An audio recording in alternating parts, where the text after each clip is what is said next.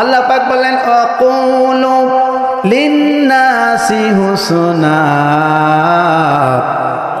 2 নম্বর সূরা বাকারা 83 নম্বর আয়াত 1 নম্বর পারা আল্লাহ বলেন আকুলু কথা বলি লিন্নাসে মানুষের সাথে হুসনা সুন্দর কথা বলো। অর্থাৎ মানুষের সাথে যখন আমাদের কথা বলতে হবে সুন্দর করে ভালো করে কথা বলতে হবে।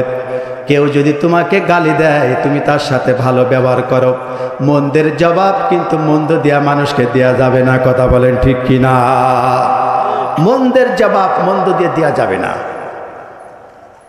আমার প্রিয় আল্লাহ বললেন ওয়া আহসিনু ইন্নাল্লাহা ইউহিব্বুল মুহসিনিন।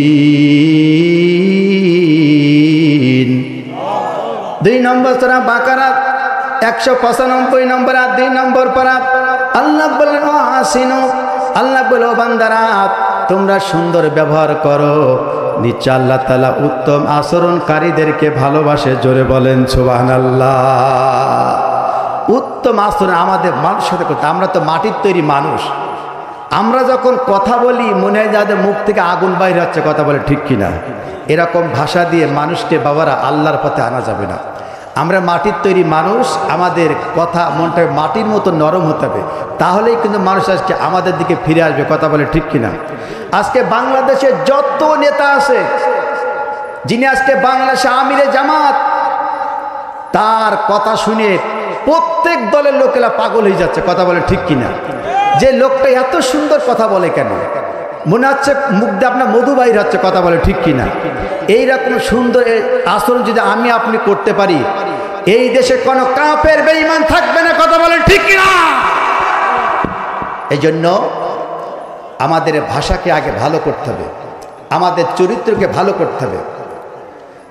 আল্লাহ রাসূলের সাহাবীরা যখন পথ দিয়ে হেঁটে যেত, এত সুন্দর হাঁটা, এত সুন্দর কথা, এত সুন্দর চালচলন, কাফেররা দেখে বুঝতে পারতো এইটা আল্লাহর নবীর সাহাবী পথ দিয়ে হেঁটে যাচ্ছে। অথচ ওই সাহাবীকে কোনো কাফের চেনে না, কিন্তু তার হাঁটার চালচলন, তার ব্যবহার দেখে বুঝতে পারছে এই ব্যক্তিটা আল্লাহর একজন রসুলের সাহাবী। তাহলে রাসূল সাল্লাল্লাহু আলাইহি ওয়াসাল্লাম এই সাহাবীদের কিভাবে গড়ে তুলেছেন, তাদের কথাবার্তা চালচলন দেখে কাফেররা বুঝতে পারত এটা আল্লাহ রসুলের একজন সাহাবী। জোরে বলেন সুবহানাল্লাহ। এইরকম চালচলন ব্যবহার আমাদেরকে শিখতে হবে। নবী একদিন খাচ্ছেন, হঠাৎ করে খাচ্ছেন, সামনে যে হযরত বিলাল হেঁটে যাচ্ছে, হযরত বিলাল হেঁটে যাচ্ছে, নবী আমার বললেন বিলাল, ও বিলাল আমার কাছে আসো, আমি খানা খাচ্ছি, আমার সাথে তুমি একসাথে খাওয়া দাওয়া করো। বিলাল তখন নবীর সামনে থমকে দাঁড়িয়ে চোখের থেকে টপ টপ করে পানি পড়তেছে। নবী আমার বললেন বিলাল আমি তোমাকে খাওয়ার জন্য ডাকলাম, তুমি কেন দূরে দাঁড়িয়ে চোখের পানি ছেড়ে কাঁদো, কারণটা কি বুঝলাম না। বিলাল বলে ইয়া রাসূলুল্লাহ, ইয়া হাবিবাল্লাহ, মক্কার লোকেরা আমার কেউ ভালোবাসে না, আমি কালো বলে, আমার চেহারা কুৎসিত বলে, আমার চোখগুলো লাল বলে, আমার ঠোঁটগুলো মোটা মোটা বলে, আমার চুলগুলা কোকড়া কোকড়া বলে, এই মক্কার লোকেরা আমাকে কেউ ভালোবাসে না, কেউ পছন্দ করে না। ও নবী, আজকে আমার মতো একজন কুৎসিত মানুষকে আপনি ডাকলেন আমার সাথে খাওয়ার জন্য, আমার বুকটা আজকে আনন্দে বাগ বাগ হয়ে গেছে। জোরে বলেন সুবহানাল্লাহ। নবীর আদর্শ দেখেন, ভালোবাসা দেখেন, কিভাবে নবী মানুষকে ভালোবেসেছে। কে কালো, কে সাদা, কে খারাপ, ইসলাম ওসব দেখে না। কথা বলেন ঠিক কিনা? আল্লাহ বলছে লাকাদ খলাকনাল ইনসানা ফি আহসানি তাকওয়িম, 95 নম্বর সূরা 3-4 নম্বর আর 30 নম্বর পারা। আল্লাহ বলছে পৃথিবীর সমস্ত মানুষ আমার কাছে সব সুন্দর। ঠিক না বেঠিক? আল্লাহর কাছে সব সুন্দর মানুষ, কেউ খারাপ না। কিন্তু এই যে কালো, সাদা, খাটো, লম্বা, এগুলো তো আমরা এই নামগুলো দিছি। কথা বলেন ঠিক কিনা? এসবগুলো দেওয়া যাবে না। মানুষকে যদি আপনি সুন্দর নামে না ডাকেন, আপনার কিন্তু কবিরা গুনাহ হবে। কিন্তু যার যে নাম সেই নামে তাকে আপনি ডাকবেন, আপনার সওয়াব একটা সুন্নত আদায় হবে। যদি কাউকে কোনো খারাপ নামে ডাকেন আপনার কবিরা গুনাহ হবে। মোট 79টি কবিরা গুনাহ আছে, তার মধ্যে একটা হলো যদি কোনো ব্যক্তি কারোর নাম কিনে কটাক্ষ করে খারাপ নামে তার ডাকে। এজন্য এখান থেকে আমাদের শিক্ষা নিতে হবে। আমার প্রিয় ভাইরা, আমাদের ভাষা কেন ভালো করতে হবে? মানুষ তো সহজে এমনি এমনি আল্লাহর পথে আসবে না। মানুষকে আমাদের দাওয়াত দিয়ে আল্লাহর পথে আনতে হবে, আমাদেরকে আগে ভালো হতে হবে। কথা বলেন ঠিক না বে ঠিক? কাক আর কোকিল চেনেন? কাকের নাম শুনেছেন? কোকিলের নাম শুনেছেন? এই কাক আর কোকিল বন্ধু পাতিয়েছে। বন্ধু প্রথম একদিনকে কাক কোকিলকে বলছে, বন্ধু তোমার গায়ের রঙ কালো, আমার গায়ের রঙ কালো, ঠিক কিনা? কোকিল আর কাক দেখতে প্রায় কিন্তু একই রকম। তখন এই কাক কোকিলকে বলছে, বন্ধু ও আমার বন্ধু, তুমিও কালো আমিও কালো, আমার গায়ের রং কালো তোমার গায়ের রং কালো, কিন্তু জনগণ মানুষেরা কেন তোমার এত ভালোবাসে, তোমার কেন এত পছন্দ করে, তোমার কেন তারা খাসায় পুরে ভক্তি সহকারে যত্ন করে, আর আমি কাক আমার দেখলে তারা লাঠি দিয়ে মারে, আমাকে তাড়াই দেয়, আমার যদি ধরতে পারে আমার জায়গায় শেষ করে ফেলে।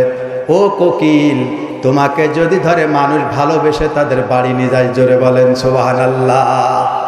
কোকিল তখন বলল, কাক ও কাক তুমিও কালো আমিও কালো, তোমার গায়ের রং যা আমার গায়ের রং একই, কিন্তু একটা জায়গায় পার্থক্য আছে, আমার গলার সুর ভালো, আমার ভাষা ভালো, তোমার গলার সুর ভালো না, তোমার কণ্ঠ ভালো না, এই জন্য মানুষেরা তোমাকে ভালোবাসে না। কথা বলেন ঠিক কিনা?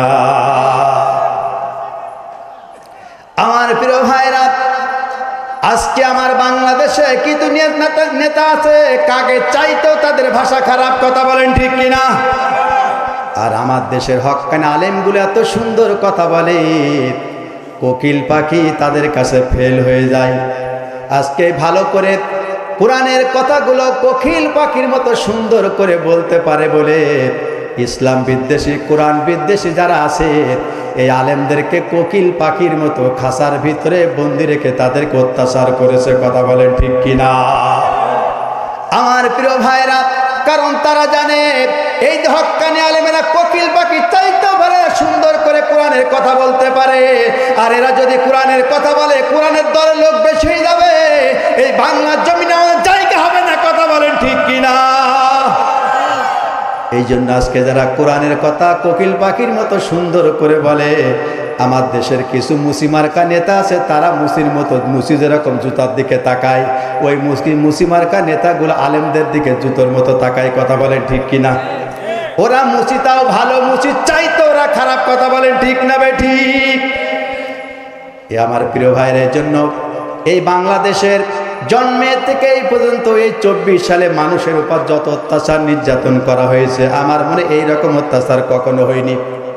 বিশেষ করে আলেমদের উপরে, নবীর উপরে যেরকম অত্যাচার করেছে কাফের বেঈমানেরা, নবীদের দ্বারা উত্তরসূরি তাদের উপরেও সেই একই কায়দায় করেছে। কথা বলেন ঠিক কিনা? এত অত্যাচার করার পরে কিন্তু আমরা কিন্তু তাদের কিন্তু কিছুই বলিনি, বলেছি নাকি? আমরা বলিনি আর বলবো না, তাদের আমরা সাধারণ ক্ষমা করে দিয়েছি। এইটাই তো রসুলের আদর্শ, এইটাই রসুলের আদর্শ। আমার প্রিয় ভাইরা, আল্লাহ রাসূলুল্লাহ সাল্লাল্লাহু আলাইহি সাল্লাম জন্মের আগে তার মা হারাই গেল, জন্মের পরে আব্বাকে বিশ্বনবী হারালেন। 8 বছর 2 মাস 10 দিন বয়সে দাদাকে হারালেন। আল্লাহর হাবিব চাচা আবু তালেবের কাছে প্রায় 15 থেকে 17 বছর লালন পালন হলেন। চাচা আবু তালিব দুনিয়া থেকে বিদায় গেলেন। নবীজির প্রাণপ্রিয় স্ত্রী খাদিজাতুল কুবরা দুনিয়া থেকে বিদায় হয়ে গেল। এই লোকগুলো যখন দুনিয়াতে ছিল, মক্কায় ছিল, আল্লাহ নবীর নামে কোনো কাফের বেঈমান কথা বলতে পারতো না, কারণ আবু তালেব ছিল নবীজির সামনে ঢাল। অর্থাৎ নবীজির যখন কেউ আঘাত করতে চাইতো আবু তালেবের কারণে কিন্তু করতে পারতো না। কথা বলেন ঠিক কিনা? এই লোকগুলো যখন দুনিয়া থেকে বিদায় হয়ে গেল, নবীজি অসহায় হয়ে গেলেন, তখন মক্কার কাফেররা চিন্তা করলো এইবার তো সুযোগ পেয়েছি, এতদিন যাবত আমরা মুহাম্মদকে কিছুই বলতে পারতাম না তার চাচা আবু তালেবের কারণে। আবু তালেব যখন নেই, তার দাদা আব্দুল মুত্তালিব যখন নেই, তার স্ত্রী খাদিজাতুল কুবরা যখন নেই, এই সুযোগে মুহাম্মদকে ছেড়ে দেওয়া হবে না, এই পৃথিবী থেকে তারা একেবারে নিচ্ছিন্ন করে ছেড়ে দেব। এই রকম মক্কার কাফেররা সিদ্ধান্ত করছে, আল্লাহ নবীর উপরে এত অত্যাচার নির্যাতন টর্চারিং চলছে, নবী আমার মক্কার পরে পা রাখতে পারছেন না। কিতাবের ভিতরে আসছে আল্লাহ নবীকে ওই মক্কার কাফের বেঈমানেরা 80 থেকে 81 বার হত্যার হুমকি দিয়েছিল। কতবার বলেন? 80 থেকে 81 বার। নবীর কি কোনো দোষ ছিল নাকি? কোনো দোষ না, বিনা অপরাধ বিনা দোষে। ওই একটাই দোষ ছিল, তিনি দিনের কথা বলতে, ইসলামী আন্দোলন করতেন, কোরআনের কথা বলতেন। কথা বলেন ঠিক কিনা? এই জন্য মক্কার কাফের বেঈমানরা সহ্য না করতে পেরে আল্লাহ নবীকে 80 থেকে 81 বার হত্যা তারা ষড়যন্ত্র করেছিল। এবং এই মক্কা আমার নবীকে, ওই মক্কার কাফেররা 16 প্রকারের গালি নবীকে দিয়েছিল। কত প্রকারের? 16 প্রকার গালি মক্কার কাফেররা নবীকে দিল। তাও নবী কখনো মন খারাপ করেন নাই, তাদের বিরুদ্ধে কোনো কথা বলেন নাই। এইবার আজকে মাহফিলের সভাপতি সাহেব, মুরব্বী বাবাজি, ইনাকে আমি যদি ফাও কাজে একটা গালি দিই, ও লোক আমার ছাড়বে? বলবে হুজুরি মাথার তার কেটে গেছে। কথা বলে ঠিক কিনা? আল্লাহ নবীকে বিনা দোষে বিনা কারণে মানুষের সামনে নবীকে কাফের বেঈমান 16 প্রকার গালি দিয়েছিল। কথা বলেন ঠিক কিনা? আজকেও যারা বাংলার হক্কানি আলেম, তাদের বিরুদ্ধে মিথ্যা অপবাদ দিয়ে, মিথ্যা গালি দিয়ে, তাদেরকে ফাঁসি দিয়ে দুনিয়া থেকে বিদায় করেছে। আল্লাহ সাক্ষাৎ কিয়ামতের মাঠে এর বিচার হবেই হবে। কথা বলে ঠিক না বেঠি? অপেক্ষা করো। বলেছিলে বাংলাদেশে এমন কোন শক্তি নেই আমাদের সরাবে। জালিমদের শায়েস্তা করতে আল্লাহর কিন্তু বেশি কিছু প্রয়োজন হয় না। হয় বলেন? ফেরাউন কি আল্লাহ শায়েস্তা করলে সামান্য একটু পানি দিয়ে? কথা বলে ঠিক কিনা? নমরুদকে শায়েস্তা করলে সামান্য একটা ল্যাংড়া মশা দিয়ে। আবু জেহেলকে শায়েস্তা করলে ছোট্ট 2টা বাচ্চা ছাদ এবং মল দিয়ে। কথা বলেন ঠিক কিনা? আর বাংলাদেশের 76 বছরের জালিম বুড়ি সরকারকে শায়েস্তা করতে কয়েকজন ছাত্র দিয়ে। কথা বলেন ঠিক কিনা?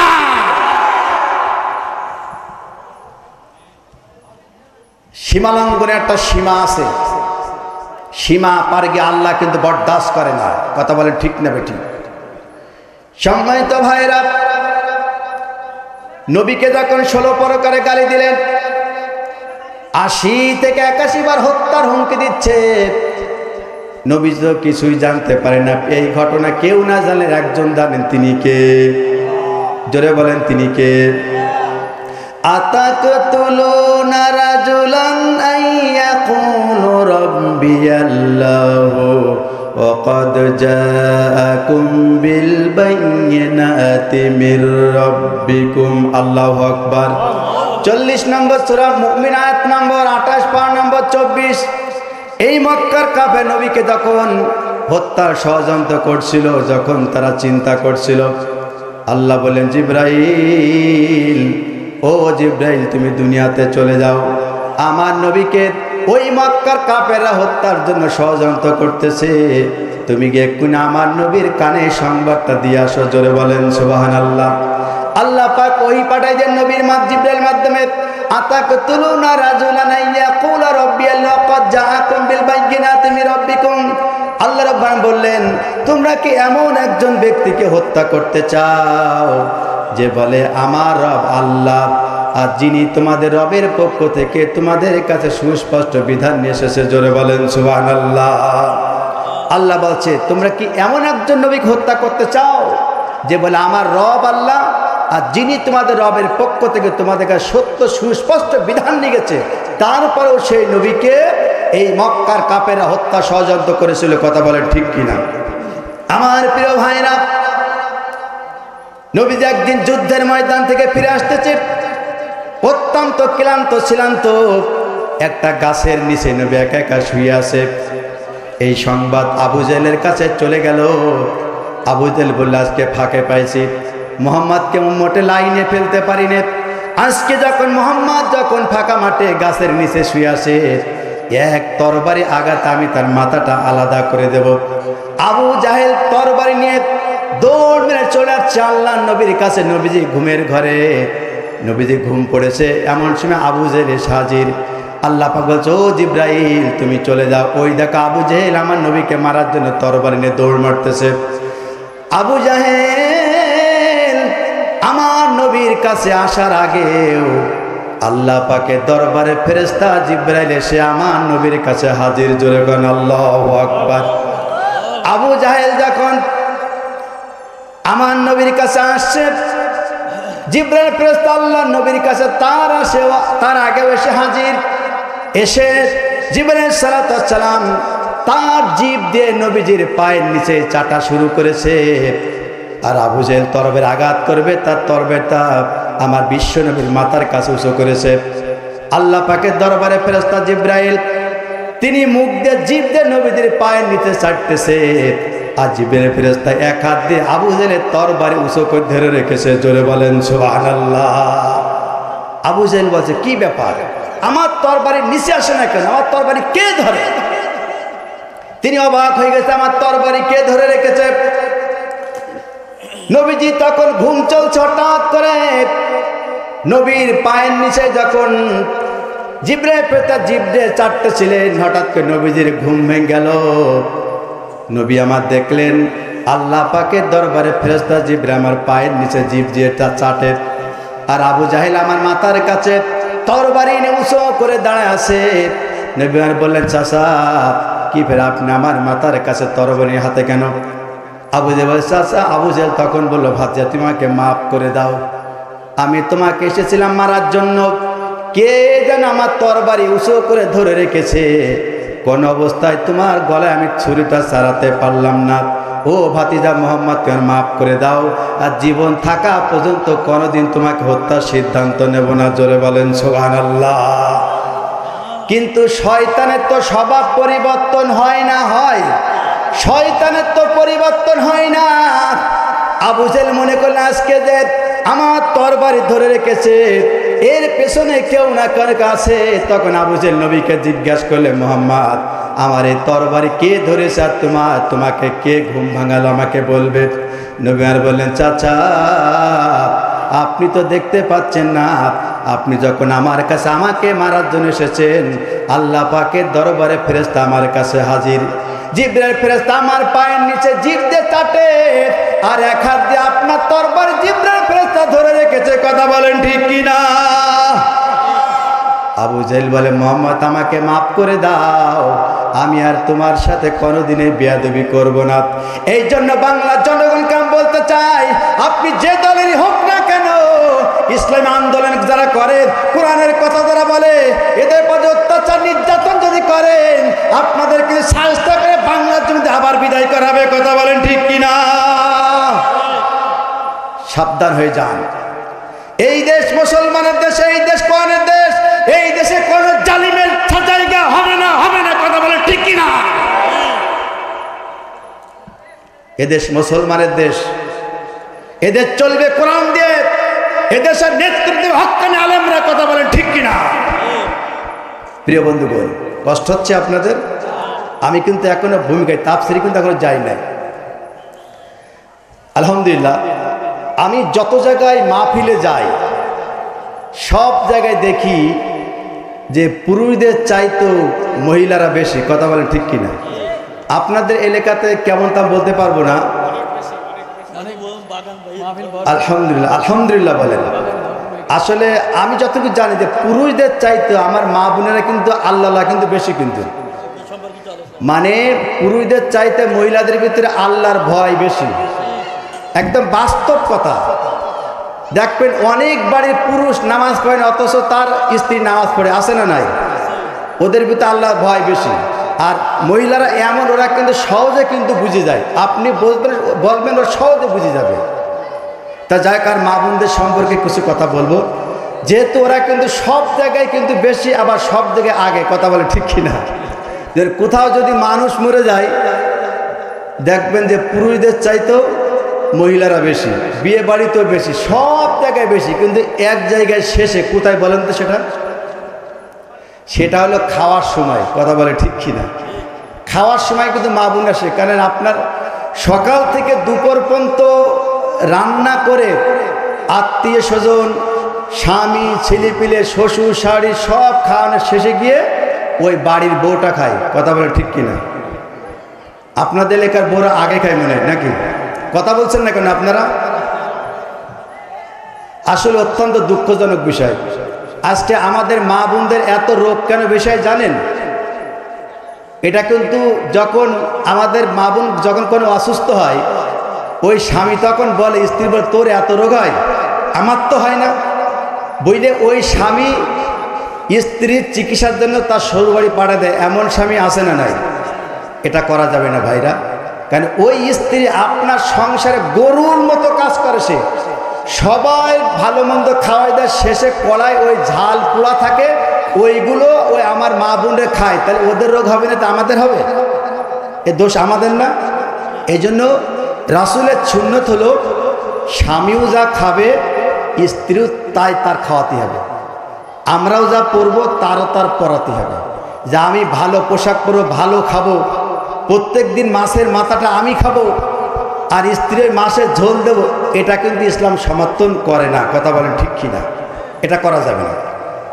আমার মা বোনরা কিন্তু অনেক ভালো, অনেক ভালো। এজন্য তাদের সাথে সম্মান দেন। ও আশিরুহুন্না বিল মারুফ, আল্লাহ বলছে হে স্বামীরা তোমরা তাদের স্ত্রীদের সাথে ভালো ব্যবহার করো। জোরে বলেন সুবহানাল্লাহ।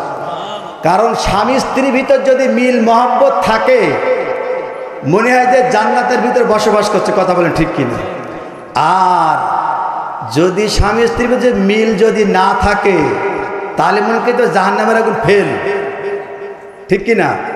যে আমাদেরকে মিল মহব্বত বেশি করে তৈরি করতে আমাদেরকে। সম্মানিত ভাইরা, একটা সংসারে 4টি কারণে অশান্তি আসে। কয়টা কারণ বলেন? জোরে বলেন। 4টা। তাও 4টা আছে মহিলাদের কারণে আর 4টা আছে পুরুষদের কারণে। তা আমি মহিলাদের 4টা আগে বলবো, ইনশাল্লাহ তার পরের 4টা পুরুষদের পরে বলবো। সবাই শুনতে রাজি আছেন তো? নারায়ে তাকবীর, নারায়ে তাকবীর, নারায়ে তাকবীর। আল কোরআনের আলো, আল হাদিসের আলো, ইবলিস শয়তান যেখানে। টেস্ট করলাম যে কি বলে তাই। আলহামদুলিল্লাহ। আমার প্রিয় ভাইরা, একটা মেয়ে এবং একটা ছেলে যখন বিয়ে হয়, যখন তাদের দাম্পত্য জীবন যখন শুরু হয়, এইটা একটা সংসার হয়ে যায়। কথা বলেন ঠিক কিনা? এই সংসার গড়ার পরে এই সংসারে আবার অশান্তি আসে। যদি মহিলারা যদি 4টি কাজ করে, ওই সংসারে অশান্তি আসে। কয়টা কাজ বলেন? 4টায়। 1 নম্বর হলো যে মহিলা সব সময় রূপের চর্চা করে, সব সময় সেজগুজি থাকে, রূপের চর্চা করে, শুধু চেহারা তারা মাখবে তা মাখবে, নতুন করে এমনি অমনি তাকাবে। যে মহিলা সব সময় রূপের চর্চা করবে, ওই সংসারে শান্তি আসবে না। এরকম মহিলা কি এলাকায় আছে? স্বামীর ইনকাম হচ্ছে মাসে 5,000 টাকা, স্ত্রী খরচ করে মাসে 6,000 টাকা। আছে না নাই? এইবার বলবে স্বামী তুই সমিতি তোল। কথা বলে ঠিক কিনা? সমিতি সম্পূর্ণ সুদ, এই সমিতি তোলা যাবে না। কথা বলেন ঠিক কিনা? আমাদের এলাকায় কিছুদিন আগে আমার এক চাষি বলছে, খোকা তুই তো ওয়াজ করিস, তোর সাথে একটা কথা বলবাম। তা বলেন চাষি। তো বলছে আমার একটা ছেলে একটা বৌমা। তা আমার ছেলে চাকরি করে, মাসে বেতন পায় 12,000 টাকা। ক'1000 টাকা বলেন? 12,000 টাকা বেতন পায়। তা বোর এইটুকু মাখতে 12,000 টাকা মাসে চলে যায়। শুধু এইটুকু ঘষতি। তাহলে এইটুকু ঘষতে যদি মাসে 12,000 টাকা যদি চলে যায়, তাহলে সংসারে কি করবে তখন ওই স্বামী? বলেন, আপনারা বলেন। ওই সংসারটা এমনি সংসার অশান্তি চলে আসবে। কথা বলেন ঠিক কিনা? এই জন্য আমি মা বোনদের বলবো, আপনারা সাজগুজি করবেন, কিন্তু স্বামীর ইনকামের দিকে লক্ষ্য করে। হাদিসে এসেছে, যদি কোনো স্ত্রী স্বামীর জন্য যতক্ষণ সাজবে, ততক্ষণ পর্যন্ত নফল ইবাদতের সওয়াব ওই স্ত্রীর আমলনামায় লেখা হয়। জোরে বলেন সুবহানাল্লাহ। কিন্তু আমার মা বোনেরা তো স্বামীর জন্যই তো সাজে না, সাজে জীবনে সাজবে না। যখন আত্মীয় বাড়ি যাবে, যখন বাড়ি কোনো আত্মীয় আসবে, স্বামীর বন্ধু আসবে, তখনই কিন্তু স্ত্রী সেই দিন সাজে। কথা বলে ঠিক কিনা? এই জন্য স্বামী আজকে বাইরে মহিলাদের সাথে পরকীয়া প্রেম করে। কথা বলে ঠিক কিনা? মা বোনদের বলবো, আপনার স্বামী খারাপ হচ্ছে আপনার কারণে, কারণ আপনার স্বামীকে কন্ট্রোল করার দায়িত্ব আপনার। আপনার স্বামী যদি বলে এখন দিতে হবে, এখন দিতে হবে, আপনি যদি বলে কালকে দেবেন, তাহলে তো স্বামীর মন খারাপ হয়ে যাবে। এবার স্বামীর যখন মন খারাপ হবে, ওই স্বামী ইচ্ছা অনিচ্ছায় অন্য মেয়ের সাথে প্রেম করা, ভালোবাসা করা শুরু করবে। কথা বলে ঠিক কিনা? আপনার স্বামী আপনি ভালো করবেন। রাসূলুল্লাহ সাল্লাল্লাহু আলাইহি ওয়াসাল্লাম বলেছেন স্ত্রীদেরকে, তুমি যদি রান্নার কাজেও যদি ব্যস্ত থাকো, তোমার স্বামী যদি তোমাকে ডাকে, তুমি রান্না বন্ধ করে আগে স্বামীর কাছে সাড়া দাও। কথা বলে ঠিক কিনা? কিন্তু এইরকম যে স্বামীরা স্ত্রীর ডাকে খেয়ে দি কানে রান্না বাদে তোমাকে শুয়ে থাকবে না, এখন কথা বলেন ঠিক কিনা? এটা মা বোনটা বলা যাবে না। তাহলে এক নম্বর হলো, যে মহিলারা রূপের চর্চা করে ওই সংসারে শান্তি আসবে না। স্বামী যত ইনকাম করুক না কেন, এমনি আনবে এমনি হারিয়ে যাবে। এই গেল এক নম্বর পয়েন্ট। দুই নম্বর হলো, যে মহিলা রূপের অহংকার করে, এমন মহিলা আছে না নাই? যদি চেহারা যদি একটু সুন্দর হয়, ওই মহিলা কত জায়গায় প্রেম করে তার কোনো ঠিক নেই। চেহারা একটু সুন্দর বলে কাউকে দাম দেয় না, মনে হয় যেন আসমানে পা দিয়ে হাঁটতেছে। কথা বলেন ঠিক কিনা? এই রূপ চেহারা দেওয়ার মালিককে, আবার কেড়ে নেওয়ার মালিককে। আল্লাহ পাক এত সুন্দর চেহারা দিয়েছে, এত সুন্দর রূপ দিয়েছে, তুমি সর্বক্ষণ আল্লাহ শুকর আদায় করে বেশি বেশি করে নামাজ পড়ে আল্লাহর কাছে দোয়া করবা যে আল্লাহ এত সুন্দর চেহারা আমাকে দিলে, আল্লাহ না জানি তুমি আমারে কত ভালোবাসো। ও আল্লাহ, তুমি আমার এত সুন্দর চেহারা দিলে, আমার চেহারা যদি এত সুন্দর হয়, তাহলে মানুষ জান্নাতে গেলে তার চেহারা কত সুন্দর হবে। এই ভেবে তোমাকে আল্লাহর সিজদায় মাথা নত করা উচিত। কথা বলেন ঠিক কিনা? এই যে তুমি চেহারার যে অহংকার করো, এই রূপের যে বড়াই করো, আল্লাহ ইচ্ছা করলে সেকেন্ডের ভিতরে তোমার চেহারাকে কুৎসিত করে দিতে পারে। কথা বলেন ঠিক না বেঠিক? এই কিছুদিন আগে আমার পাশের গ্রামের একটা লোক, এত সুন্দর চেহারা, তার কোনো খুঁত নেই, এত সুন্দর দেখতে, লোকটার স্ট্রোক করে প্যারালাইসিস হয়ে গেছে। আমি তো জানি না, কয়েকদিন পরে লোকের হাত বাঁকা, চোখ বাঁকা, সব বাঁকা হয়ে গেছে। আমি বললাম, আল্লাহ এত সুন্দর লোক, আজকে তুমি আল্লাহ তারে কি বানাই দিলে? এটা আমাদের চিন্তা, এখান থেকে শিক্ষা নেওয়া উচিত। কথা বলেন ঠিক কিনা? এই চেহারার কিন্তু বড়াই করা যাবে না। আমার একটা ছোট্ট একটা গল্প মনে পড়ে গেল। এক গ্রামে একটা মহিলা আছে, বয়স্ক মহিলা। মহিলার চেহারাটা খুবই সুন্দর। এখন ওই মহিলা কোনো মহিলার সে ভালো বলে না, মানে ওই গ্রামে যত বউ, একটা নতুন বউ আসলে ওই মহিলা বলে একটা তার খুদ, একটা তার দোষ বের করবে, বলবে যে কান খাটো, এ নেই তা নেই, এই সমস্যা। গ্রামের লোক এত সুন্দর সুন্দর বউ আনার পরেও এই মহিলার কাছে একটা বউ ভালো হলে না, তখন ওই গ্রামে একটা লোকের একটাই ছেলে, সে চিন্তা করলো আমি তো অনেক ধনী মানুষ, আমার একটাই ছেলে, আমি একটা বউ আনবো যাতে আমার বউমার ভিতরে কোনো খুঁত, কোনো দোষ না থাকে। ওই লোকটা ওই ছেলেটা বিয়ে দিল, নতুন বউ বাড়িতে আনলো।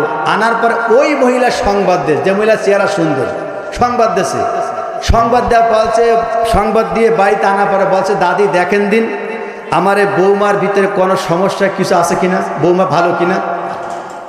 তা বলছে, ভাই সব ভালো, তা এত রূপ ভালো না। দেখেন কত বড় বদমাইশ, মানে ওর চেহারার রূপের এত অহংকার, মানে ওর চেহারার পরে কারো চেহারা উঠতে দিবে না, বলে সব ভালো, এত রূপ ভালো না। এরকম মহিলা আছে না নাই? মা বোনেরা, এরকম করা যাবে না। আল্লাহ পাক যে দিয়েছেন, আপনার পর্দা করে চেহারাটা ঢেকে রাখেন। কারণ রাসূল সাল্লাল্লাহু আলাইহি ওয়াসাল্লাম বলেছেন মহিলাদেরকে যে তোমরা পর্দা করো কাকের মতো, অর্থাৎ তোমরা বোরকা পরবে, কালো বোরকা পরে দেখতে তোমাদেরকে কাকের মতো দেখা যায়। আজকে বোরকার যে ফ্যাশন, আবার এখন দেখছি মাঝে আবার দড়ি বাঁধা শুরু করেছে। কথা বলেন ঠিক কিনা? এগুলো করা যাবে না। বোরকা মহিলা পরবেন, কারো বোরকা পরবেন, আর শাড়ি পরা কুমারীদের মেক্সি পরবেন, তাহলে আপনাদের পর্দাটা বেশি ভালো হবে। কথা বলেন ঠিক কিনা? পর্দার কথা তো বলতেই হবে, কারণ বাজারে গেলে বোঝা যায় পর্দা। এই কিছু নাকি আমার বেনাপোলে বাজারে গেলাম, একটা যুবতী মেয়ে একটা কামিজ পরেছে, কামিজটার আপনার এই হাতে এই পাশে এতটা চিরা, এই পাশে চিরা, এই বুকের মাঝখান চিরা, আবার পায়জামা দুই পাশটা চিরা, আবার পিঠ দেখলাম 1 বিঘে দৈর করা। আমি বললাম ওর গায়ে দেওয়ার কি দরকার ছিল? কথা বলে ঠিক ছিল, ওর সাথে আলগা যাওয়াই ভালো ছিল।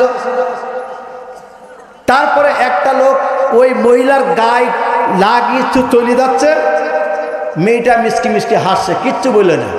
এবার আমি যাচ্ছি, এবার আমি ওখানে গিয়ে বলছি কি যে আপা ওই লোকটা গেল গায়ে ঘ্যাস লাগলে, আপনি তো কিছু বললেন না। তা আমার বলছে হুজুরদের নজর এত খারাপ? আমার নজর নাই খারাপ, ওই পুরুষ লোকটা গায়ে ঘ্যাস মেরে ধাক্কা মেরে চলে গেল, আমি একটু বললাম তো হুজুরদের নজর এত খারাপ, আমাদের নাই নজর খারাপ? প্রিয় ভাইরা, এই জন্য মা বোনদেরকে বলবো পর্দা করেন। আর এখন তো পুরুষ আর মহিলা তো চিনাই দুষ্কা, চিনা যায় না, সব প্যান্ট পোশাক পাতি একই রকম না। আর একটা ঘটনা বলি, কিছুদিন একটা মাহফিলে যাচ্ছে, বাসে উঠবো, বাসের গেটে দেখছি একটা লোক দাঁড়ানো, মাথায় ক্যাপ, প্যান্ট শার্ট পরনে, সামনে তাই চোখে একটা কালো চশমা। উনি গেটে, আমি গাড়িতে উঠবো, তা আমি বলছি ভাই সরেন। যেই বলেছি ভাই সরেন, দেখছি ও ভাই না, ও আপা। মহিলা মানুষ, প্যান্ট শার্ট পরে, গলায় তাই, মাথায় ক্যাপ, দেখছি এইখানে ছোট্ট একটা নাকফুল, দেখছি আপা। আমি যদি বলতাম, গায়ে হাত দিয়ে যদি বলতাম ভাই সরেন, তাহলে ওই দিনকে আমার হুজুর করে কনে যেত। যদি ফেসবুকে যদি হুজুরের মেয়ে লোকে হাত দিয়েছে, আমার অস্কারা বন্ধ যেত। কথা বলে ঠিক কিনা? আল্লাহ বাঁচিয়েছে। আমার প্রিয় ভাইরা, এই জন্য মা বোন, আমি আপনাদেরকে অনেক ভালোবাসি, অনুরোধ করে বলছি আপনাদের পোশাকগুলো ঠিক করবেন। টাইট ফিটিং পোশাক পরা যাবে না, ঢিলা ঢালা পোশাক পরতে হবে। এখানে সিরা সেখানে সিরা এইরকম পোশাক পরা যাবে না।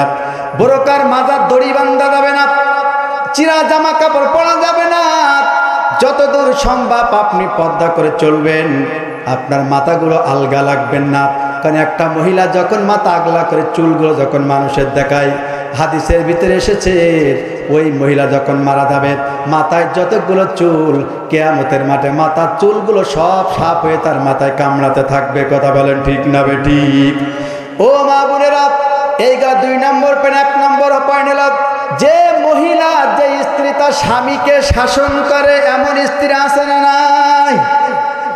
স্ত্রী স্বামীকে শাসন করে, স্বামীকে কান ধরে উঠায় আর বসায়, এমন স্ত্রী আপনাদের এলাকা আছে নাকি? আরে বাবারে, মুরব্বীরা বলে যে শেয়াল এক জায়গায় ডাকলে সব জায়গায় ডাকে, আসলে সত্যি কথা। অনেক স্ত্রী আছে স্বামীরে কান ধরে উঠায় বসা, যদি বলে তোমার বাপ মার খাই দিতে পারবো না, থাকতো দিতে হবে না। স্ত্রী যদি বলে তোমার বোন বোনালি খেতে দিত, কথা থাকতো দিতে হবে না, বলে কিনা? আমার প্রিয় ভাইরা, মা বোনেরা, এগুলো করা যাবে না। এদিনকে ফেসবুকে দেখলাম এক স্ত্রী স্বামীর পা বিন্দিছে, হাত বিন্দিছে দড়ি দিয়ে, বেঁধে হাতে ঝাঁটা নেছে, নিয়ে স্বামীর বলছে এই বল, এই পৃথিবীর মধ্যে সব চাইতে ভালো মানুষকে? তার স্বামী, স্ত্রী বলছে তুমি। কে? তুমি। তা বলছে পৃথিবীর মধ্যে সবচাইতে ভালো বাপ মা কার? স্বামী স্ত্রী বলছে তোমার বাপ মা ভালো। তারপর বলছে বল, এই পৃথিবীর মধ্যে সবচাইতে ভালো ভাই বোন কার? তা বলছে তোমার। সব স্ত্রী পক্ষে, কারণ যে শাসন করছে না বলি তো রিহাই নেই। কথা বলেন ঠিক কিনা? আমার মা বোনেরা, স্বামীকে শাসন আপনি করতে পারবেন। আল্লাহ বলছে আর রেজালু কওয়ামুনা আলা নেসা, 4 নম্বর সূরা নেসা আয়াত নম্বর 34 পা নম্বর 5। পুরুষরাই স্ত্রীদের শাসন করবে। কথা বলেন ঠিক কিনা? আর এই যে উল্টা চলছে, যে পুরুষ মহিলারা স্ত্রীদের শাসন করছে, এটা কিন্তু কিয়ামতের আলামত। ঠিক না বেঠিক? এই জন্য এই কাজটা করা যাবে না। আর বর্তমানে আমাদের যে স্ত্রীগুলা, এদের খারাপ হওয়ার কিন্তু বিশেষ একটা কারণ আছে। যে দেশে প্রধানমন্ত্রী মহিলা হয়, সে দেশের মহিলারা ভালো থাকতে পারে না। কথা বলে ঠিক কিনা? এই জন্য আমরা এই বাংলাদেশ যতদিন থাকবে, এই দেশের কোন নারীকে প্রধানমন্ত্রী দেখতে চাই না। কথা বলে ঠিক কিনা? কারণ আল্লাহ রসুল বলেছেন লান ইফলিহা কওমুন ওয়াল্লাউ আমরাহুম ইমরাতাহুল বুকার। নবীজি বলেছেন ওই জাতি কখনো সফলকাম হবে না যে জাতি নেতৃত্বের ভার মহিলাদের হাতে তুলে দেয়। আজকে গোটা কয়েক বছর আমার এই দেশ মহিলারা শাসন করেছে। যে দেশে মহিলারা শাসন করে, রাজত্ব থাকে, নেতা থাকে, ওই দেশে কোনদিন শান্তি আসবে না, আসবে না। কথা বলেন ঠিক কিনা? তবে হ্যাঁ, চিরন্তন সত্য কথা, এই মহিলাদের প্রধানমন্ত্রীরা সুযোগ কিন্তু ইনশাল্লাহ আর নেই। কথা বলেন ঠিক কিনা? এই সুযোগ আনেকারী একটা তো সে দিল্লি মামা বাড়ি গিয়ে বসে আছে, আর একজন তো একটা রোগের একটা বিছানায় সজ্জায়। কথা বলেন ঠিক কিনা? যেটা দিল্লি আছে ওটা থাক, আর বাংলাদেশে যেটা আছে আল্লাহ ওটা সুস্থ করে দিক। কথা বলেন ঠিক কিনা? যেটা বাংলাদেশে আছে আল্লাহ পাক করে সুস্থ করে হাত দাস করে, যেটা দিল্লিতে আছে ওখানে থাক, ওরা বাংলাদেশে আসার দরকার নেই। কারণ উনি যা করে গেছে এই ইতিহাস হয়ে থাকবে বাংলাদেশে। কথা বলেন ঠিক কিনা? আমার প্রিয় ভাইরা, 1 নম্বর বললাম, 2 নম্বর, 3 নম্বর বললাম, 4 নম্বর হলো যে মহিলা সব সময় স্বামীরে খোঁটা দেয়। এমন মহিলা আছে না নাই? যদি মুরগির বাড়িতে, যদি শ্বশুর বাড়ির থেকে যদি একটা মুরগির বাচ্চাও যদি আনে, আর এই মুরগির গোশত যদি ওই স্বামী যদি খায়, ওই স্ত্রী যতদিন স্বামীর বাড়ি থাকে ওই মুরগির বাচ্চার খোঁটা স্বামীকে দেয়। আসে এরকম স্ত্রী আছে না নাই? অনেক আছে। কিন্তু যে মা খাদিজাতুল কুবরা তার সমস্ত সম্পদ সব নবীকে দান করে দিলেন, মা খাদিজা কুবরা না খেয়েছিলেন, তারপরও বিশ্বনবী কোনোদিন, বিশ্বনবীকে মা খাদিজা কোনদিন কষ্ট দিয়েছিল? কোনদিন খোঁটা দিয়েছিল? কোনদিন কিন্তু খোঁটা দেয় না। হে নবী, এতগুলো সম্পদ আমি আপনাকে দিলাম, আর আপনার বাড়িতে এসে আমার না খেয়ে থাকতে হচ্ছে, এ কথা কিন্তু মা খাদিজাতুল কুবরা নবীজি কোনোদিন বলেননি। বলেছিলেন? বলিনি। আর তুমি একটা মুরগির বাচ্চা এনে তোমার স্বামীরে বারবার খোঁটা দাও যে তুমি যে আমার মুরগি খাইলে, সে কথা মনে নেই? বলে কিনা? এই খোঁটা, স্ত্রী যদি কোনো মহিলাকে স্বামীর খোঁটা দেয়, স্বামীর যদি ছোট করে, ওই সংসারে শান্তি আল্লাহ পাক দিবে না। আর যে মহিলা জোরে কথা বলে, চিৎকার মেরে কথা বলে, ওই সংসারেও কিন্তু আল্লাহ পাক শান্তি দেন। আমি যখন ক্লাস 8-এ পড়ি, আমার একটা স্যার বলতো যে মহিলাদের স্বভাব এমন, ওরা যখন গন্ডগোল করে, যদি চালে যদি কাকও বসে, ওই গন্ডগোল ওদের ঝগড়া কাক পর্যন্ত দৌড় মারে। কথা বলে ঠিক কিনা? ওদের গলা ভোল্টেজ এত বেশি, এই জন্য মহিলাদের কথা বলতে হবে নিম্ন স্বরে। এটা হচ্ছে সুন্নাত। আর পুরুষদের সাথে তো কথা তো বলাই যাবে না। নবীজির স্ত্রীরা যখন কোনো পরপুরুষের সাথে কথা বলতেন, গালের ভিতরে আঙুল দিতেন, যাতে এদের কথা, মহিলাদের কথা পুরুষরা যাতে বুঝতে না পারতো যে এ কোন কার স্ত্রীর কথা বলতেছে। আর আমাদের মা বোনের স্ত্রীরা যখন মার্কেটে যায়, দোকানদারের সাথে এত সুন্দর করে কথা, যে ভাইয়া এই শাড়িটার দাম কত, এরম কথা শুনলে তো এমনি তো পুরুষ তো পাগল হয়ে যাবে। কথা বলেন ঠিক কিনা? আর পরকীয়া প্রেম তো এখন একচেটিয়া, এখন বাড়ি বাড়ি, আপনার প্রতিবেশীতে, গ্রামে গন্ধে একের অটো। কিন্তু হ্যাঁ, যে ব্যক্তি পরকীয়া প্রেম করে তাদের 3টে ক্ষতি হয়। কয়টা বলেন? 3টে। 1 নম্বর হলো, সে মেয়ে হোক ছেলে হোক, যদি পরকীয়া প্রেম করে, নিজের বউ থাকতে আরেকজনের বউয়ের কাছে যদি যায়, এটাই বলে পরকীয়া প্রেম। যদি কোনো ব্যক্তি পরকীয়া প্রেম করে, 1 নম্বর তার চেহারা নষ্ট হয়ে যাবে, 2 নম্বর হলো তার যৌন শক্তি কমে যাবে, 3 নম্বর হলো ওই লোকগুলো মারা যাবে, বেঈমান হয়ে মারা যাবে, ওদের ইমানের সাথে মৃত্যু হবে না। এই জন্য আজকে সারা বাংলাদেশে আলেম ওলামারা গলা ফাটে ওয়াজ করছে পরকীয়া প্রেমকে বন্ধ করার জন্য, এই অবৈধ কাজকে বন্ধ করার জন্য, সুদকে বন্ধ করার জন্য, ঘুষকে বন্ধ করার জন্য, দুর্নীতিকে বন্ধ করার জন্য। কিন্তু বন্ধ হচ্ছে না, ততদিন হবে না যতদিন কোরআন দিয়ে পার্লামেন্ট না চলবে। কথা বলেন ঠিক কিনা? সম্মানিত বন্ধুগণ, আজকে আমাদের কথা বলতেই হবে। কথা বলার সময় এসেছে। 17-18 বছর আমাদের সামনে মাইক কেড়ে নিয়েছে, আমাদেরকে মঞ্চ অপমান করেছে। কথা বলেন ঠিক না বেঠিক? আমি এক জায়গায় মাহফিল করতেছি, চেয়ারম্যান সাহেব পাশে বসা, আর চেয়ারম্যানের পাওয়ার। আমি আজ করতেছি ফিরাউন আর মুসান নিয়ে, কঠিন আলোচনা। চেয়ারম্যান সাহেব আমার কাছে মাইক ফট করে কেড়ে বলছে, হুজুর এখন ফিরাউন নেই, মুসা নেই, এখন ফিরাউন মুসারাজ করা যাবে না। আমি মনে ভাবছি ইবলিশ শয়তান তো এর কাছে ফেল। কথা বলেন ঠিক কিনা? আমার আওয়াজ করতেই দিল না। তারপরে বললাম, যদি আল্লাহ কোনদিন সময় দেয়, সেদিন দেখবো বাংলার জমিনে কোরআনের কথা বলতে পারি কিনা। কথা বলেন ঠিক কিনা? 5ই আগস্ট পার হয়ে গেল, চেয়ারম্যান তারপর দিন উধাও, তার আর কোনো খোঁজ পাওয়া যাচ্ছে না। এত শক্তি এত পার কোথায় গেল তোমার? কোরআনের মাহফিলে বাধা দিয়েছ, আল্লাহ সহ্য করেনি, কথা বলেন ঠিক না বেঠি? এখনো সাবধান। আমরা দেখতে পাচ্ছি আবার নতুন করে কিছু মানুষ গদাচ্ছে এই কোরআনের আইনকে বন্ধ করার জন্য, কোরআনের সংগ্রামকে বন্ধ করার জন্য, কোরআনকে উৎখাত করার জন্য। ওই জালিমদের মতো কিছু জালিম নতুন করে তৈরি হচ্ছে। ওদের কাছ থেকে তোমরা শিক্ষা নাও। শিক্ষা যদি না নাও, ওদের চাইতে ডবল তোমাদের অবস্থা হবে, কথা বলে ঠিক কিনা?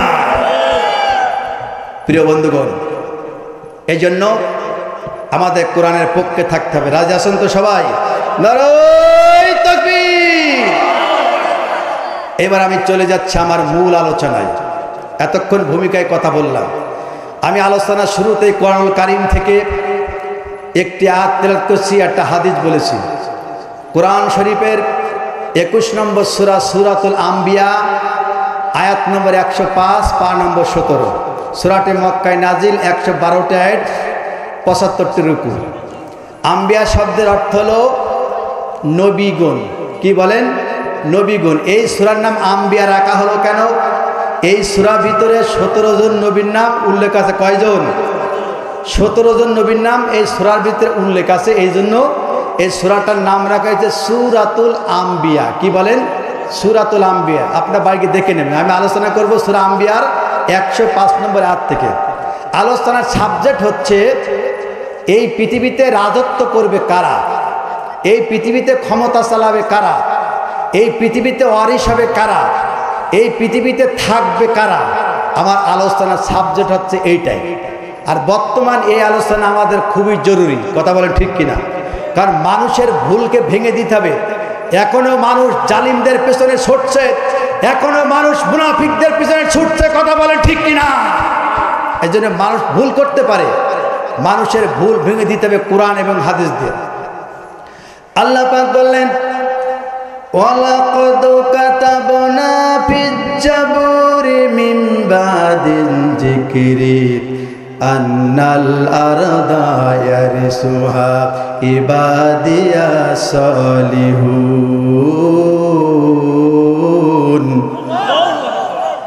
আল্লাহ রাব্বান বললেন, ওয়ালাকাদ কাতাবনা, ও মানে আর লাকাদ মানে অবশ্যই, কাতাবনা আমি লিখে দিয়েছি, ফিজ জাবুরে জাবুর কিতাবের মধ্যে, মিন বাদিল যিকরি আমার নসিহতের পরে, আন্নাল আরদা অর্থাৎ নিশ্চয়, আন্না মানে নিশ্চয়, আরদা মানে জমিনের, ইয়ারিসুয়া ওয়ারিশ হবে, মালিক হবে, ক্ষমতায় থাকবে, রাজত্ব চালাবে, ইবাদিয়া মানে আমার বান্দাগণ, ইবাদা সলিহুন যারা সৎ, যারা নেককার, যারা যোগ্য মানুষ, তারাই এই দেশের ক্ষমতায় থাকবে, তারাই দেশ চালাবে। জোরে বলেন সুবহানাল্লাহ। সবাই বুঝতে পারছেন?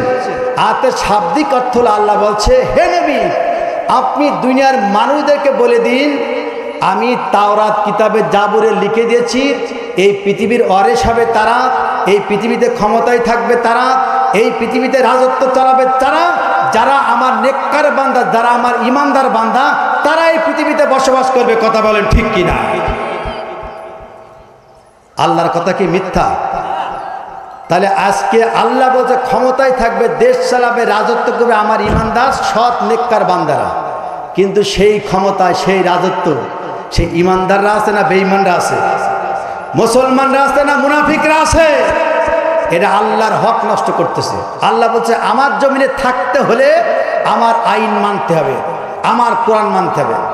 আমার জমিনে থাকতে হলে আমার আইন মানতে হবে, আমার কোরআন মানতে হবে, আমার কোরআন দিয়ে দেশ চালাতে হবে, পার্লামেন্ট চালাতে হবে।